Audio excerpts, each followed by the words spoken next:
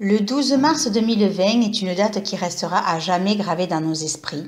D'un point de vue financier, avec une chute de 12% pour la Bourse de Paris, la plus forte chute de son histoire puisque, comparée à la crise de 2008, elle avait perdu seulement 7,7%.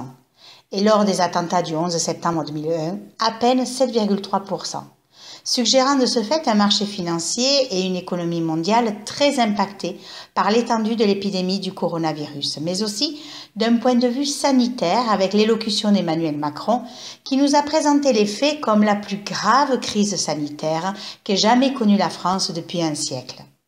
En effet, 3 jours après la super pleine lune du 9 mars, qui annonçait entre autres par la conjonction Vénus-Uranus en dissonance à la pleine lune conjointe à Neptune, suggérant un imprévu instable et incertain par Uranus, financier par Vénus, suite à l'ampleur de la propagation du coronavirus par Neptune, et amplifiant cet égrégore de peur, d'incertitude, de flou et d'émotions exacerbées par Jupiter, a obligé notre chef d'État à prendre la parole ce jeudi 12 mars 2020 pour énoncer et annoncer la suite à donner à cette pandémie.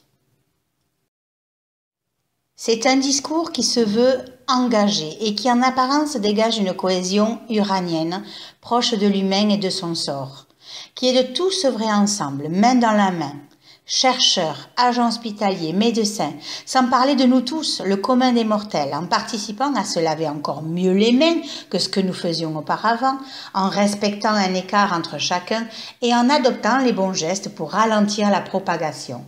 Il parle d'intérêt collectif, d'une communauté humaine, de solidarité et de fraternité à quelques jours de la première incursion de Saturne dans le signe du Verseau le 22 mars 2020 aux alentours de 2h18 du matin. Pour rappel, le signe du Verseau, maîtrisé par Uranus, est un signe de liberté, d'indépendance, signe d'humanité et d'humanitaire. Ses plans d'action sont la fraternité universelle, l'instinct de justice, l'ouverture vers le progrès, l'amélioration sociale et la contribution vers le bien-être de ses semblables. Bien qu'il soit un signe fixe, il n'est pas partisan des compromis et des arrangements. Avec lui, c'est tout ou rien, et c'est au travers du changement, de la transformation, de la révolte et des réformes que ce signe s'exprime, en restant très entier dans ses opinions et ses jugements. Mais le signe du Verseau, c'est aussi tout ce qui concerne les réseaux de communication, comme l'informatique, Internet, la télévision, le télétravail. C'est ainsi que notre chef d'État ajoute qu'il faut continuer à gagner du temps et que pour cela, il faut que nous continuions à faire des sacrifices pour notre intérêt collectif. Pas étonnant dans ce cas-là que sous ces énergies à venir très uraniennes, notre chef d'État préconise aux chefs d'entreprise de permettre à leurs employés, lorsque cela est possible, de travailler à distance et qu'il faut intensifier ces prises de décision au maximum. Ici, on peut donc remarquer l'ambiguïté des énergies. D'un côté, on prône le tous ensemble et de l'autre côté, le repli chez soi. Il ne faut donc pas oublier que le signe du Verseau a une double influence, celle d'Uranus, dont il en a la maîtrise, mais aussi celle de Saturne, puisque Saturne maîtrise aussi le signe du Verseau. C'est assez surprenant que l'énergie du Verseau, dont chaque Verseau est constitué, se retrouve aussi dans nos représentations extérieures, au niveau collectif, avec un courant plus ou moins saturnien, qui donne aux natifs du Verseau et à l'énergie à venir une certaine forme de repli sur soi, de prudence, de pondération, de réalisme, d'organisation et de concentration, en nous demandant d'anticiper la crise à venir, en limitant nos déplacements au strict nécessaire et en travaillant depuis chez nous. Et l'autre courant, plus uranien, qui donne des êtres plus intuitifs et sensitifs, indépendants, originaux, inventifs, même marginaux, qui donne finalement à cette énergie Verseau des côtés contradictoires, comme la sociabilité et la solitude, le côté progressiste et de l'autre conservateur, le côté intuitif et pragmatique, qui fait qu'on va fermer les crèches, les écoles, les lycées, les universités aussi longtemps que nécessaire, mais au moins jusqu'aux vacances de Pâques, limiter les déplacements pour les plus de 70 ans, ainsi que limiter les rassemblements à 100 personnes, au plus dans un même environnement, mais que les élections municipales sont maintenues pour les 15 et 22 mars, jour de l'entrée de Saturne dans le signe du Verseau. Car comme l'a dit notre chef d'État, Mes chers compatriotes, je veux vous le dire ce soir avec beaucoup de gravité, de lucidité mais aussi de volonté collective, afin que nous adoptions la bonne organisation. Nous ne sommes qu'au début de cette épidémie. Nous sommes dans un plan d'urgence, des décisions doivent être prises afin de ne pas pénaliser les petites et les moyennes entreprises. Ce n'est pas le moment de parler de plan de relance, a suggéré notre Premier ministre au lendemain de l'élocution de notre chef d'État. Finalement, notre chef d'État nous invite à croire en la science, au progrès et aux innovations. N'est-ce pas une pensée uranienne qui est de s'intéresser au progrès aussi bien social, de santé publique qu'aux recherches scientifiques ? C'est d'écouter celles et ceux qui savent, nous dit-il. Même si l'énergie uranienne veut faire partager ses solutions aux problèmes posés, il n'empêche qu'elle reste aussi fermée aux idées d'autrui. Il nous met en garde contre la propagation et l'accélération du virus et opte pour le côté visionnaire de l'énergie uranienne à venir, en augmentant massivement les capacités d'accueil en vue d'une possible deuxième vague et en mobilisant étudiants et jeunes retraités. Tiens donc, le signe du Verseau est représenté par 2 vagues. Il symbolise le porteur d'eau qui arrose la terre et l'univers d'un flot continu d'eau qui s'écoule d'une cruche. Son rôle est donc de purifier, de balayer la négativité, les mensonges, en vue de rétablir la vérité, tout en continuant sa quête d'éveil et de spiritualité. Est-ce que cette pandémie a un rôle de purification ? Rappelons que Pluton, en transit dans le signe du Capricorne, est à la fin d'un cycle et qu'il ne se représentera pas de notre vivant, 250 ans à peu près, dans ce signe-là. Ici, son rôle est vraiment de détruire tout dogme, principe, vieux schéma, conditionnement, excès en tout genre, privilèges hors normes dont certains ont abusé et abusent encore, mais aussi toute institution ou toute structure bâtie sur de faux semblants ou des sables mouvants, qui prônent la hiérarchie, l'autorité, la soumission, le harcèlement, le détournement de fonds et d'argent, des hommes politiques corrompus, des histoires de viols de mineurs jusque dans nos églises, le monde sportif, le cinéma. Notre monde est corrompu, sale, sordide, et en déterrant tout cela, Pluton espère nettoyer notre monde du pouvoir absolu, de l'argent et des régimes totalitaires. C'est donc la destruction totale qui est ici nécessaire, jusque dans nos foyers et nos familles, car Pluton est opposé au signe du Cancer, pour nettoyer et purifier nos liens, nos attaches affectives et familiales, distorsionnées, autoritaires et destructrices, et tout cela, bien sûr, en vue d'une reconstruction. Finalement, cette pandémie est arrivée au bon moment. Depuis le temps que le gouvernement cherchait comment calmer les gilets jaunes, leurs manifestations, leurs révoltes et leur mécontentement, elle a eu raison de notre liberté d'être et de notre libre expression, avec même un recours au 49.3 pour faire adopter la réforme des retraites sans vote, qui n'a fait des mules qu'au travers de la toile, laissant la place au rabâchage préventif de la pandémie et à l'importance de la crise sanitaire qui sévit dans le monde. Qu'est-ce que cette pandémie nous révèle ? Ce sont de véritables transformations profondes qui ont lieu pendant le long séjour de Pluton dans le signe du Capricorne, de novembre 2008 jusqu'en janvier 2024. Et il ne pouvait y avoir qu'une seule personnalité, éprise d'horizons nouveaux, anciennement inspecteur des finances et gérant associé de la banque Rothschild, avec un ascendant Capricorne et un milieu du ciel en Scorpion, pour tout réformer en profondeur, mais surtout pour nous mener tout droit à la déconstruction de l'ancien monde.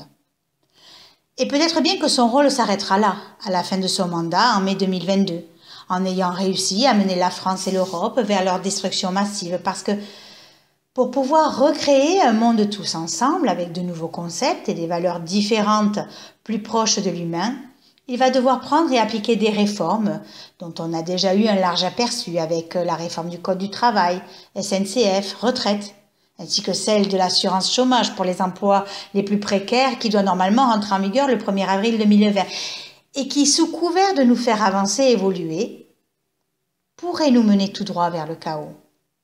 La destruction est un des fonctionnements que nous avons toujours utilisés, car comment renaître et reconstruire sur un mode nouveau et différent, libéré de toute l'oppression et de toute l'autorité avec lesquelles le monde s'est construit depuis la nuit des temps, si nous n'avons pas, au préalable, détruit ce qui menace notre liberté d'être. Ainsi, lorsque Saturne fera sa première incursion dans le signe du Verseau, il est possible que toute la tension ou toute l'oppression que l'on aura vécue ces derniers temps se relâche, car Saturne, qui pendant tout son transit dans le signe du Capricorne nous imposait des réalités concrètes et des prises de conscience, sera aux prises avec les énergies uraniennes de transformation, et il sera alors possible que soient adoptées, peut-être même imposées, de nouvelles réformes en vue de provoquer le changement, qui est vraiment de s'ouvrir au renouveau pour reconstruire et créer tous ensemble un monde qui nous ressemble. Un monde où chacun trouvera sa place, sans écraser son voisin, ni marcher sur le plus faible, mais où tout le monde trouvera son utilité et sa place juste, tous logés à la même enseigne. Et cela commence aujourd'hui par l'aide apportée à son voisin ou à sa collègue, en s'aidant les uns les autres, comme par exemple pour faire garder ses propres enfants. Aujourd'hui, avec cette pandémie, tout le monde, mais surtout les chercheurs et scientifiques, sont sur le pied de guerre, afin de trouver un nouveau vaccin, porteur de grands espoirs, nous a dit notre chef d'État. Tant qu'il ne sert pas à contrôler les masses, mais à éradiquer le virus, il ne devrait pas voir le jour avant quelques mois. Bien qu'a priori, des prototypes soient déjà à l'essai, mais au vu de l'insuffisance psychologique dont certains font preuve, tout le monde se l'arrachera afin d'enrayer cette peur massive de la contamination et éventuellement de la mort, ce qui risque encore de renflouer les poches de nos lobbies pharmaceutiques, car il faut bien, à un moment donné, renflouer les caisses. Les recherches scientifiques font elles aussi partie de cette énergie uranienne. La solidarité envers les plus démunis, l'entraide envers les moyennes et petites entreprises, quoi qu'il en coûte, pour sauver nos entreprises. Telle est la décision financière que prendra l'État qui, ne l'oublions pas, a une dette publique qui, au troisième trimestre 2019, avait dépassé la barre des 100% du PIB. Qui sur le coup est mal barré pour atteindre l'objectif prévu des 98,7% du PIB. Mais pas de problème, nous dit-on, la Banque centrale, celle qui est habilitée à émettre les billets, pourvoira à nos besoins.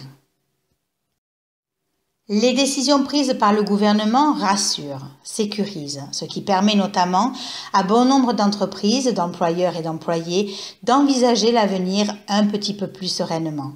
Cette solidarité humaine permettra sans doute d'ouvrir nos cœurs, d'être moins tendus sur le matériel, de nous ouvrir à plus d'altruisme et de fraternité, d'apprendre de nos erreurs et de changer ou de transformer nos comportements, car n'est-ce pas finalement une des raisons de notre incarnation que d'élever nos vibrations, de nous ouvrir aux valeurs spirituelles, afin de les appliquer au monde matériel et de nous faire progresser les uns les autres simultanément et dans un même élan de cœur et de compassion?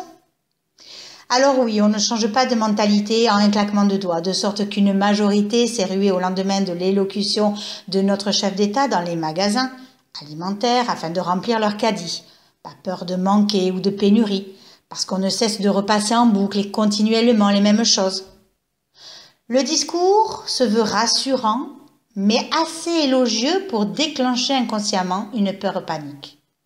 Car finalement, comme le dira notre chef d'État, ce n'est pas la division qui permettra de répondre à ce qui est aujourd'hui une crise mondiale, mais bien notre capacité à voir juste et tôt ensemble et à agir ensemble. Au vu de tous ces éléments, notre chef d'État a eu un discours bien reçu par une majorité en prônant la solidarité plutôt que de rester solitaire. Je compte sur nous tous pour inventer dans cette période de nouvelles solidarités. Est-ce que ce ne sont pas là finalement les prémices de l'ère du Verseau, d'inventer de nouveaux moyens, d'éveiller nos consciences, de se libérer de tout conditionnement et d'être pleinement soi-même? Faire des progrès scientifiques, d'inventer de nouvelles technologies, mais aussi d'évoluer de façon à rétablir le lien entre l'homme, la nature et l'invisible. Au vu de son discours, on pourrait penser que notre chef d'État s'est entouré d'un bon astrologue pour rédiger son discours, car je vous assure qu'il est très bien tourné. Il ne souhaite pas fermer les frontières, en tout cas pour l'instant. Il prône le tous ensemble en ajoutant « Ce virus n'a pas de passeport. Il nous faut unir nos forces, coordonner nos réponses, coopérer. Nous aurons sans doute des mesures de contrôle, des fermetures de frontières à prendre, mais il faudra les prendre quand elles seront pertinentes et il faudra les prendre en européen, à l'échelle européenne, car c'est à cette échelle-là que nous avons construit nos libertés et nos protections. Bon, manque de peau, tous ferment leurs frontières les unes après les autres, République tchèque, Pologne, Allemagne, Autriche, Italie, Maroc, et je ne vous parle pas des USA. De ce fait, et pour en revenir à la première incursion de Saturne dans le signe du Verseau le 22 mars, l'énergie pragmatique, conservatrice, de détermination, d'effort et de réalité concrète que l'on a subie ou accompagnée pendant tout son transit dans le signe du Capricorne devrait être soumise à de nouvelles réformes prises dans le sens de la solidarité, ce qui devrait nous permettre de lâcher certaines tensions, de libérer certaines pressions, de façon à commencer à voir certains résultats attendus. D'autant plus que ce 22 mars, la conjonction Mars, Jupiter et Pluton en Capricorne devrait déployer une énergie d'action ciblée, raisonnée et justifiée pour rétablir l'équilibre face à cette pandémie, lorsque de l'autre côté, Saturne, qui est en dissonance à Uranus, risque de nous déstabiliser dans le sens qu'on peut se sentir partagé entre un côté très conservateur avec Saturne et un côté transformateur avec Uranus, qui fait que certaines entreprises peuvent ne pas savoir quoi faire, rester ou fermer, continuer, se démarquer ou plier et quitter. Certains peuvent se sentir bloqués, empêchés d'avancer ou d'évoluer, se sentir seul au monde ou ne pas se sentir aidés ou soutenus, croyant que la meilleure solution n'est de compter que sur eux-mêmes, alors qu'il nous est juste demandé de changer notre vision intérieure et de nous adapter au renouveau. Après tout, Uranus en Taureau n'est-il pas là pour nous arracher à nos sécurités, à nos possessions, à un certain mode de vie dans lequel on se complaît et qui nous enferme plutôt que de nous faire évoluer? Le but de Saturne en Verseau est de poursuivre un idéal fondé sur l'être humain, l'environnement, d'agir en éveilleur de conscience, de revendiquer et de fonder de nouvelles bases, de construire un collectif ou une société qui réponde à l'aspiration de tout un chacun, basée sur des valeurs essentielles et humanistes, mais aussi de coopérer, non plus d'être spectateur du changement, mais de prendre part au changement, de rénover les lois, de changer les règles. Tout cela peut se faire parfois dans l'impatience ou la précipitation, mais pas dans la dispersion, car Saturne veille au grain. Il faudra batailler, fournir des efforts pour atteindre nos objectifs. Mais si on a su se remettre en question, lorsque Saturne transitait le signe du Capricorne, alors en Verseau, on pourrait avoir de belles réalisations. Saturne amorcera donc sa rétrogradation le 11 mai 2020 à 1,57 degré en Verseau, aux alentours de 6h08, pour refaire une incursion dans le signe du Capricorne le 3 juillet 2020 et redevenir direct à 25,20 degrés le 30 septembre 2020 pour repasser définitivement en Verseau le 17 décembre 2020. Ce sera le temps nécessaire pour mettre en lumière des pans de nos vies qui nous causent des frustrations, des insatisfactions, où l'on va se sentir bloqué, limité, retardé, où l'on ne va pas pouvoir avancer comme on le souhaiterait. Certains seront certainement épris de doutes, remettant en question certains pans de leur vie, et ils auront certainement raison. Il leur faudra nettoyer devant leurs portes, être plus réalistes dans certains de leurs projets ou de leurs intentions. Ils devront se redéfinir dans les domaines où Saturne rétrograde dans chaque thème, afin d'apporter une solution concrète à ce qui les frustre ou les bloque. Peut-être serons-nous obligés de faire certains sacrifices, afin de restructurer certains pans de nos vies, mais ces sacrifices ne seront pas vains. Et si nous avons fait les bons choix, si nous avons pris les bonnes décisions et si nous avons pris nos propres responsabilités, alors les situations pourront se débloquer différemment, apportant une évolution positive et plus légère. 2 jours après, le 19 décembre 2020, Jupiter rejoindra alors Saturne dans le signe du Verseau, pour le soutenir face à la dissonance d'Uranus et lui apporter plus de force positive, plus de dynamisme, plus d'entrain, lorsque Saturne tend à freiner. Mais cette combinaison de forces antagonistes pourra nous aider à trouver un certain équilibre pour agir à notre propre rythme, de façon positive avec Jupiter et avec réflexion et sérieux avec Saturne, ce qui nous permettra tous ensemble de réaliser de belles et grandes choses, de concrétiser aussi individuellement certains de nos objectifs, de repartir sur de meilleures bases plus saines, plus respectueuses de notre environnement immédiat. On peut s'attendre à vivre quelque chose qui nous pousse à la nouveauté, au progrès, à construire quelque chose de plus solide, entreprendre de nouveaux projets, plus proches de celui ou de celle que l'on est vraiment. Car la refonte aura été plus réfléchie, plus sereine, plus réaliste, et les structures de nos nouveaux édifices, quels qu'ils soient, familiaux, professionnels, relationnels ou amoureux, seront plus ancrés sur le long terme. Beaucoup pourront exploiter leur potentiel de façon plus confiante. D'autres pourront changer de profession, se reconvertir, déménager, changer de vie. Car nombre d'entre nous auront compris les enjeux de se rapprocher véritablement de ce qui vibre à l'intérieur de nous et qui nous ressemble. Finalement, quoi que l'on puisse dire, le discours de notre chef d'État est en apparence porteur d'une nouvelle espérance, en rajoutant que le temps est à cette union sacrée qui consiste à suivre tous ensemble un même chemin. C'est ce discours porteur et élévateur qu'il nous faut garder en mémoire, pas ce qui se cache derrière, car si nous sommes un plus grand nombre à porter ces énergies de changement, d'élévation, d'entraide et de solidarité, le monde ne s'en portera que mieux.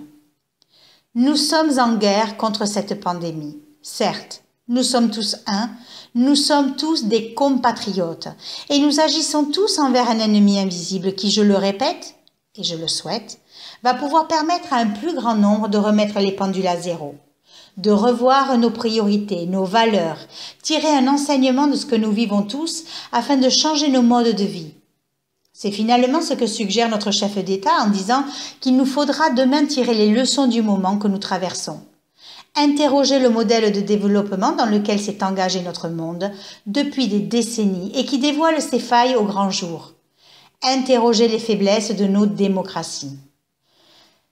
Que l'on croie à ce discours ou pas, que derrière ces belles paroles, on croit voir l'arbre qui cache toute une forêt, que tout cela soit de l'enfumage pour nous endormir ou pas, pour calmer nos consciences, afin de ne pas céder à la peur, mince, ça c'est loupé.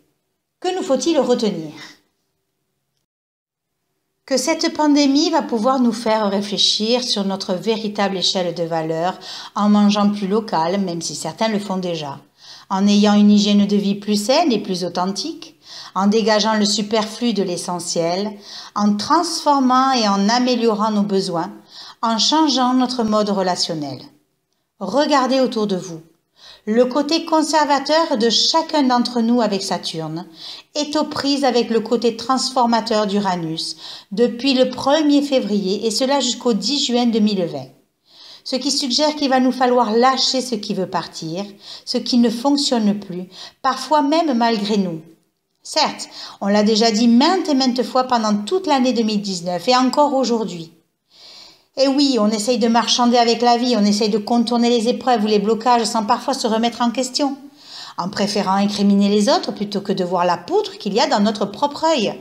Mais ne vous y trompez pas, Saturne se remettra en dissonance à Uranus à partir du 11 décembre 2020, nous invitant à changer et à transformer ce que nous aurons compris pendant toute sa rétrogradation dans certains domaines de notre vie. Et peut-être bien que certaines mesures que prendront certaines entreprises pourraient leur sauver la vie. Le télétravail peut être une bonne alternative. Peut-être même que certains pourraient vouloir le développer davantage après la crise, en permettant à leurs employés d'avoir plus de souplesse dans leur emploi du temps, en permettant à leurs employés de lier leurs responsabilités professionnelles à leurs responsabilités familiales, en donnant une certaine souplesse tout en maintenant des objectifs. Et peut-être que cela réduirait le taux de burn-out et mettrait plus en joie chaque employé, leur donnant plus de motivation à se lever chaque matin. Il ne faut pas attendre que toutes nos structures, magasins, bars, restaurants, salles de sport, théâtres, ferment comme en Italie pour changer nos modes de fonctionnement et de consommation. Maintenant que nous sommes tous en phase 3 et que tous les commerces et autres utilités publiques non essentielles, hors pharmacie et alimentation, doivent fermer leurs portes jusqu'à nouvel ordre, sauf les tabacs parce que c'est essentiel pour les bourses de l'État, peut-être pourrions-nous en profiter pour nous reconnecter à la nature, nous ressourcer, méditer, rentrer en contact avec les parts de nous qui s'interrogent et qui ne comprennent pas ou qui sont en colère, et les inviter à déposer leurs requêtes au pied d'un arbre, plutôt que de maugréer. Nous pourrions développer notre empathie, notre solidarité, notre écoute intérieure, tout en étant disponibles aux autres et à leur devenir. C'est s'intéresser aux problèmes sociaux et adopter des positions révolutionnaires. Car finalement, ce que certains vont être contraints d'apprendre, grâce à l'entrée de Saturne en Verseau le 22 mars, et encore plus grâce à l'entrée de Jupiter en Verseau le 19 décembre, c'est d'unir nos forces aussi bien d'un point de vue mondial que personnel, et tant dans les rapports entre les nations qu'au niveau des contacts humains avoisinants, tout en développant l'altruisme et la fraternité. Ça passe ou ça casse, mais comme dans toute transformation, il y a des soubresauts, mais aussi de très beaux jaillissements de lumière. Restez alignés, restez confiants, ne vous laissez pas ensemencer par des graines de peur. Écoutez vos ressentis, soyez encore plus à l'écoute de vous-même et installez au centre de votre être la paix et la sérénité. Et je conclurai donc en reprenant l'ultime phrase de l'élocution de notre chef d'État. Le temps est à cette union sacrée qui consiste à suivre tous ensemble un même chemin, à ne céder à aucune panique, aucune peur, aucune facilité, mais à retrouver cette force d'âme qui est la nôtre et qui a permis à notre peuple de surmonter tant de crises à travers l'histoire. Vive-nous tous ensemble!